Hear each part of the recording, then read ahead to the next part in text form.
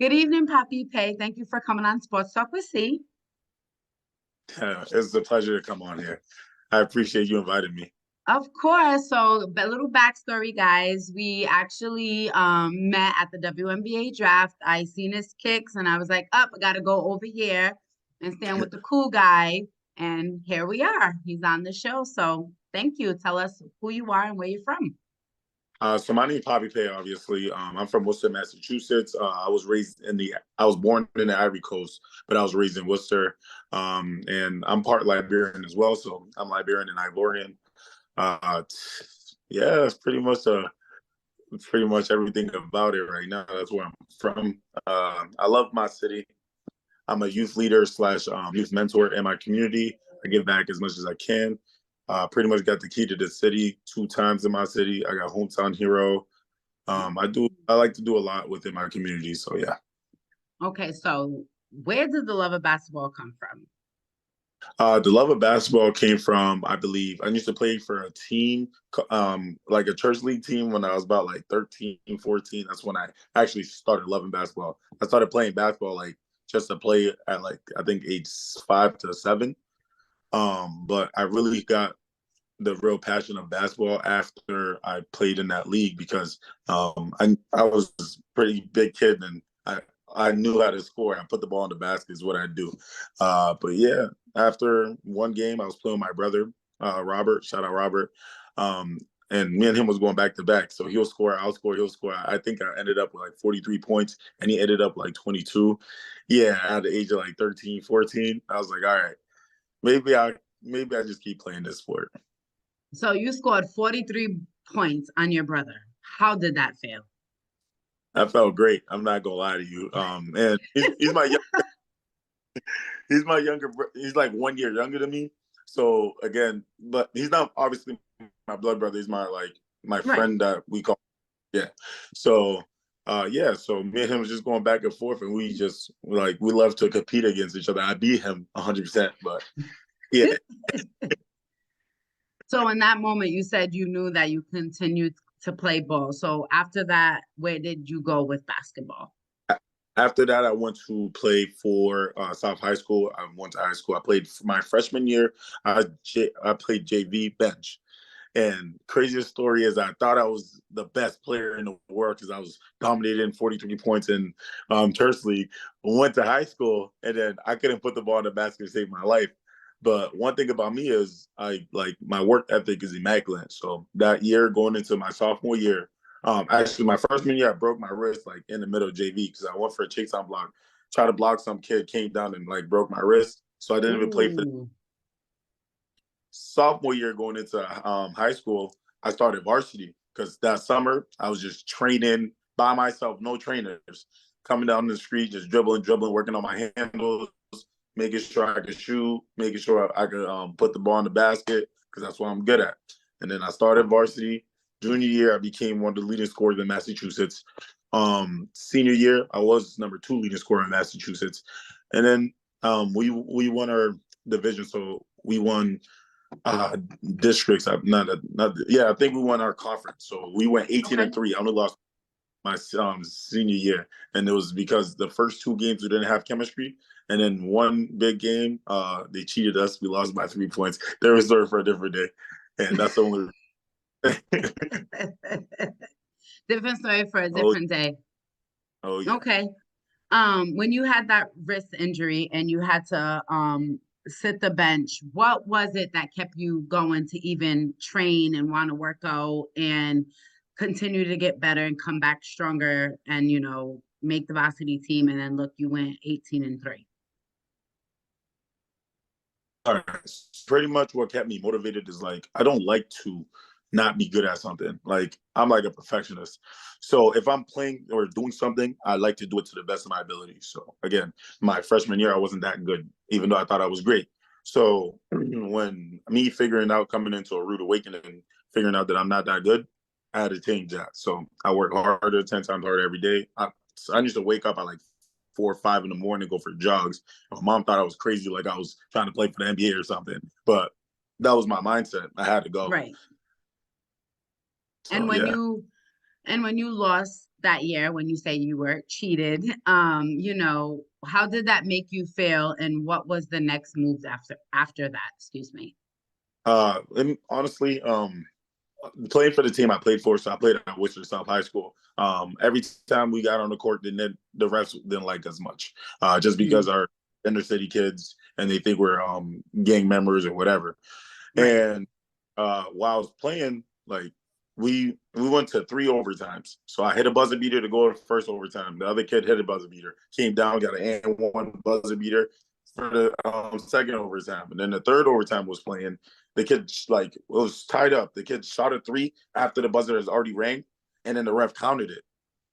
Like the ball didn't even leave his hands yet. The buzzer went off, and he shot it, and then the ref counted it. That's how we lost that game. But it again, it was normal to us. We expected stuff like that, but it Right. always like every time I step on the court, I have a chip on my shoulder. My thing was like the game should have never been that close in the first place. I should have did more, you know, stuff like Right. that. So I always blame myself, and then blaming myself is helps me better myself for me to take accountability for my actions. So yeah.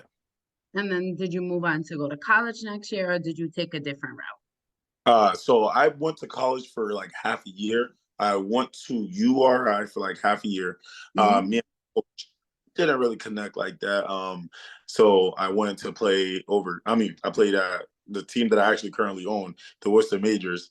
I played there for like I think like 3 months, and then went overseas to Portugal, and then played in Portugal for a couple months, and then came back some pretty much the only reason I stopped playing because I recently I have a daughter and I didn't want to be so far away from my kid. So I was like, I'm gonna take this year off, figure it out, and then boom. It's my second year off, and then the second year I ended up purchasing the team, which is kind of crazy. And I could play for the team if I like, but I'm not going to because I'm more on the business end. I don't like to make business a pleasure. And on the basketball court, you have to pretty much like build team bonding and team connections. And I don't really want to fire somebody that I like. Right. Yeah. So we're gonna rewind, excuse me, for a second, because I just want to go and have you speak to you stated you went to college and you didn't really like the relationship that you had with your coach. How important it is to keep that fuel, to keep that chip on your shoulder, to continue to want to play um when you don't have a coach you don't like. All right. So for me, I had a literally like my coming into that year, me and the coach recruited me heavily. We Mhm. summer league averaged a triple double, averaged 27, 11, and 10. Like scoring. Ooh, okay, I see you. Yeah, I do I what I do. see you. All right. I I, know that's right. I do what I do. I was like, I was confused. And then it was I believe like going into the season, he switched my position. No, the first 3 games, I'm not gonna lie. I started the first 3 games. I'm not gonna lie, I had like college. I was scared. Jitters. I got on the Right. court. I was Okay. like, oof, yeah. So I came on. I didn't put the ball in the basket, but I had assists and I had rebounds, but I wasn't scoring the ball. You know, I believe I had 0 points the first 3 games. And then he benched me for the fourth game, and then he didn't play me at all. So I went to the gym. I started playing. I was like, no. I was practicing with the coaches or whatever. The fifth game he played me. I had 17 points because I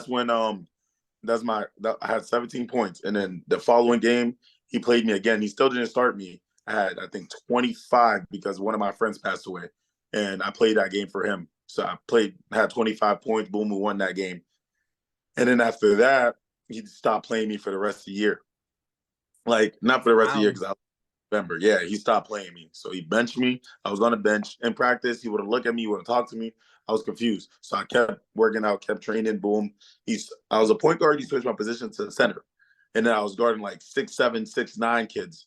And he was mad at me that I couldn't guard them in practice because they're just turned around, they're here for a reason if you're Right. yeah. And I'm only like 6'2", but I was still scoring on them. I put the ball in the basket, but yeah. So stuff like that, I just had to stay motivated. Had to pretty much just look past it, kept working, kept working. I realized it wasn't working, so I just left that school and tried to go a different route. And how was going to overseas? How was, I mean, it wasn't a long experience, but It the was fun. experience, it was fun. What was what if you could give three things that you enjoyed about being overseas, what would it be?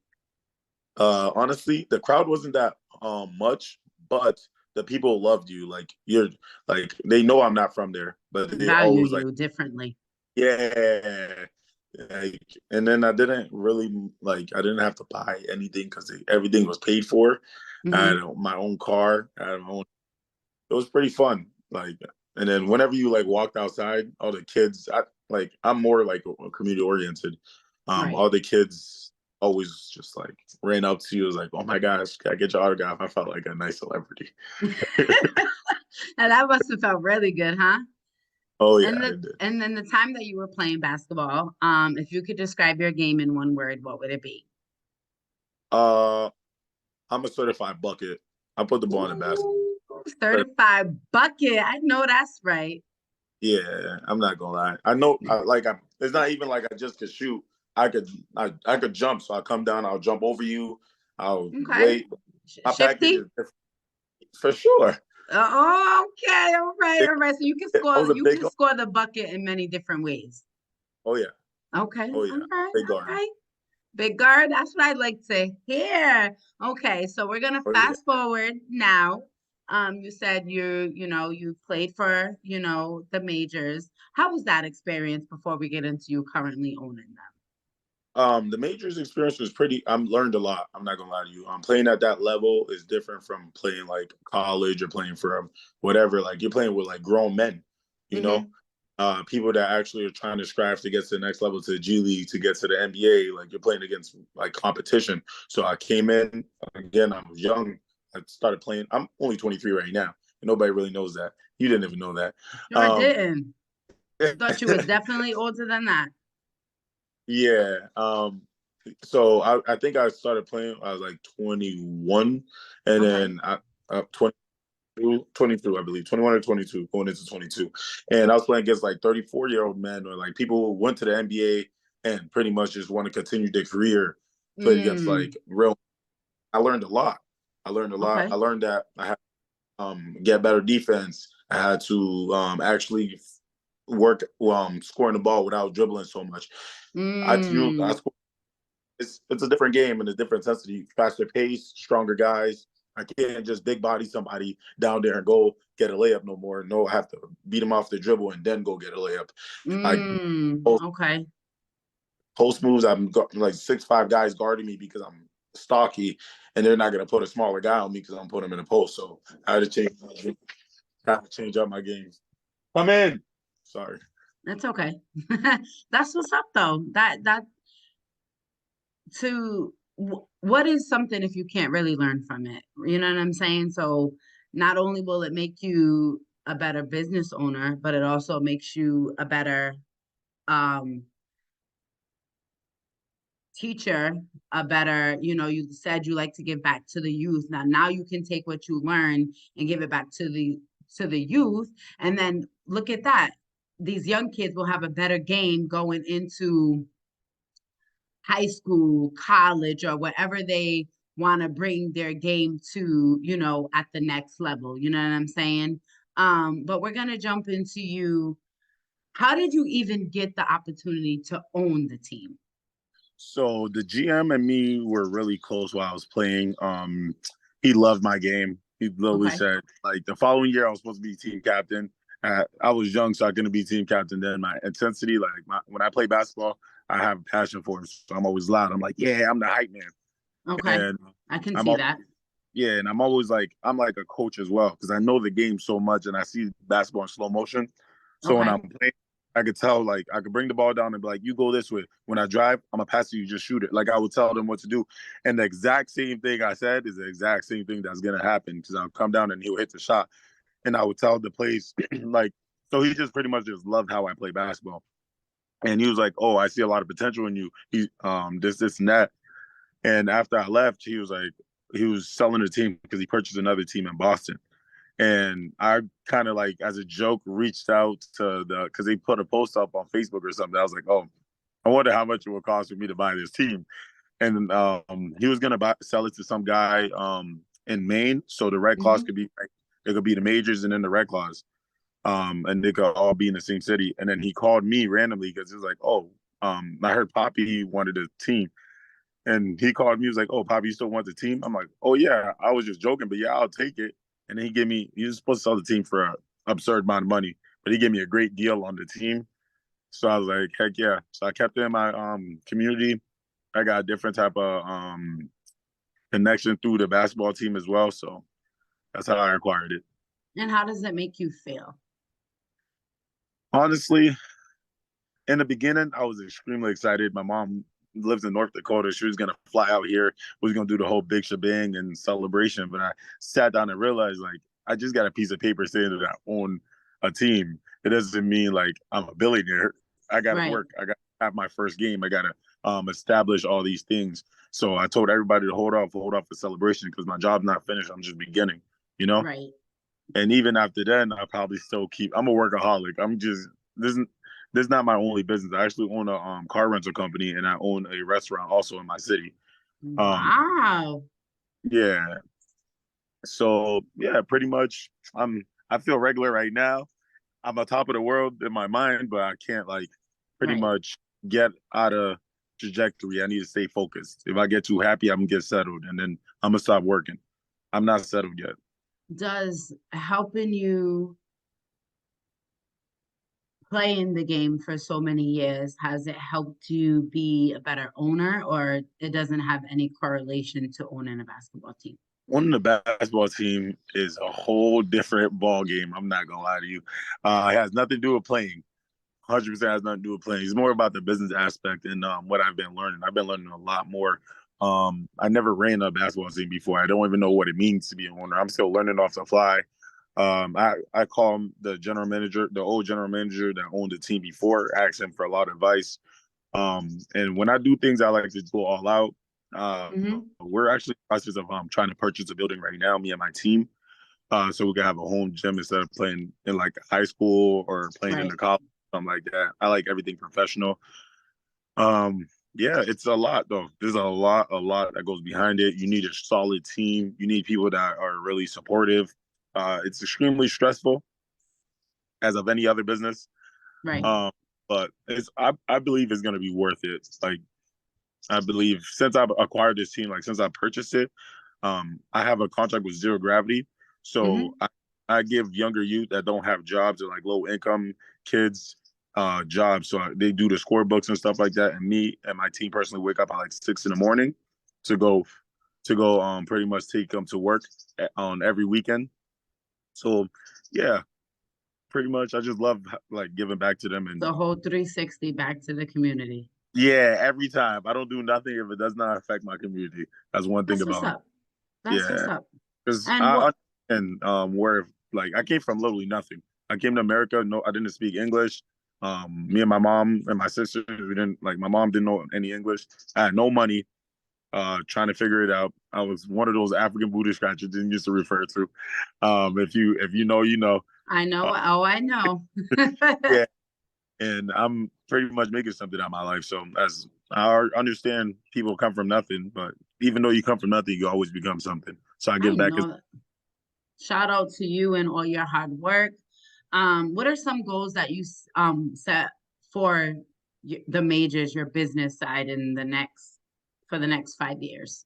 My next 5 years, like I said, I want us to have a facility. I want us to actually be up and running, winning championships.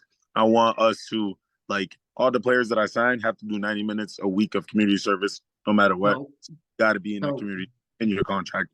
Um, what else? I have a lot of ideas in my brain. I want it to be up and running. I want it to be a community oriented. I want it to be the best it can be.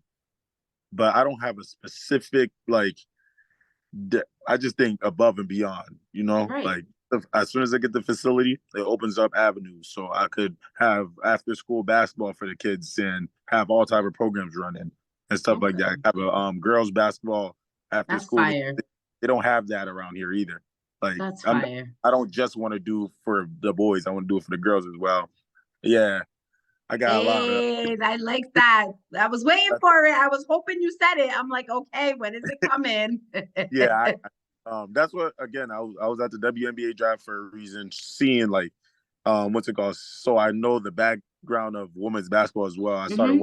really watching women's basketball because I was one of the people that I was like, oh, I'm not gonna get into women's basketball hard headed, but then it's pretty fun. Like It's they tough. It's different they're now. yeah, they can play. They're monsters, you know. So I'm really into women's basketball now. Uh, yeah. How can, if someone wanted to either play, donate, partnership with you, or even, reach out for more information, how can they find you? Let the listeners and viewers know, because it will be on YouTube, how to get in contact with you. So you could contact me on my email ppay at worcestermajors.com. So it's PPAYE at worcestermajors.com. Or we have a website if you want to donate and connect with us is worcestermajors.org. And we have a donating box. We have everything on there. If you want merch, we have merch on there as well. To sponsors, our sponsorship packages and stuff are going to be on there very soon. We're still working on our sponsorship packages because again, we're still beginning. I'm always looking for partners. Again, you just email me. Yeah, that's pretty much where you can find us. And then we have an Instagram. You can always DM us on Instagram on Worcester Majors, on Facebook on Worcester Majors, everything Worcester Majors, pretty much. Okay, guys, you heard him. What's the majors? And if a young lady or gentleman came to look into you either about owning a business or playing basketball, what is something you would tell them? I'll tell them go do it. Like even if you're like all the time in business, they think because I'm young that I can't like do what I do, but then you just prove them wrong. Like is you, I didn't start my business with a whole lot of money. It doesn't work like that. Pretty much I started my business like my rental company using somebody else. It was a whole different. I'm using somebody else's like necessities to make them money, and then eventually they let me start making money, and then I just grew from there. So I helped somebody else, and I worked with somebody else. Is what I'm saying to learn what I needed to do to get the For you. education. Yeah, for me to give, make sure they're all right as well, and to make sure I'm good in the long run. That's what's up. Well, you heard it, guys. You heard from Mr. Papeepaye himself. What's the majors? You want to learn more? Make sure you check out the website, the Instagram, the Facebook. And thank you for coming on Sports Talk with C and sharing your journey with me. Thank you so much for having me. Have a good one. You too. Bye bye. Bye.